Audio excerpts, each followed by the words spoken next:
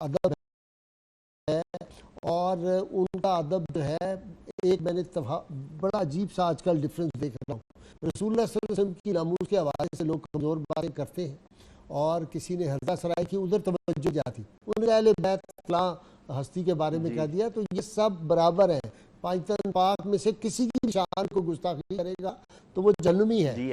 اور رسول اللہ صلی اللہ علیہ وسلم پاک جو ہے وہ تو برابر ہے، اور کائنات میں یہ سارے عذاب آ رہے ہیں یہ بے ادبی کی وجہ سے آ رہے ہیں. ادب جب تک نہیں کریں گے، اللہ سے اعلان جنگ ہے نا جی. جب آپ کسی اللہ کے ولی کی شان میں گستاخی کریں تو اللہ سے جنگ شروع.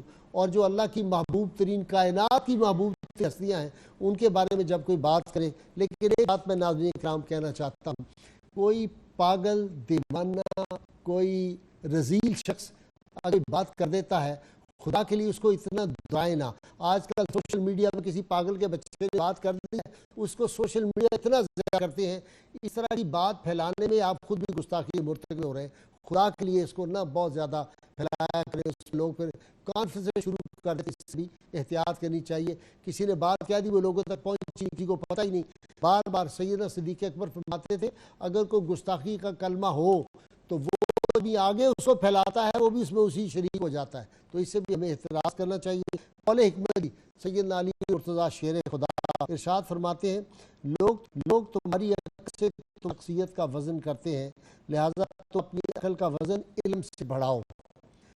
یہ تصحیح کا وظیفہ ہے جی، بڑا زبردست. نماز فجر کی درمیان 221 مرتبہ یہ دعا پڑھیں، یا عزیزو عززنی تعززتو بعزت کا یا معیزو. تو عوام اور خاص رعایا ہم سب کی نگاہوں میں معزز ہو جائیں گے، ہر شے مسخر ہو جائے گی. اپنے گرد آپ عاشقوں کا ہجوم دیکھیں گے. شرط یہ ہے کہ کم از کم 11 مرتبہ کوئی بھی درود آپ کو آتا ہو ضرور پڑھیں. ناظرین کرام، ہم نور سار کی تمام ویڈیوز کے لیے آپ ہمارا یوٹیوب چینل ہے 24 نیوز HD، اس پہ آپ کو ہمارے پروگرام کی ساری ویڈیوز ملیں گی. فیس بک پہ بھی 24 نیوز HD جو ہے اس پہ بھی ہماری ویڈیوز ہیں، اور ہمارا پروگرام جو ہے نور سار اس کا اپنا الگ سے پیج ہے، اس کو بھی آپ ضرور لائک کریں تاکہ یہ ساری چیزیں آپ تک پہنچیں.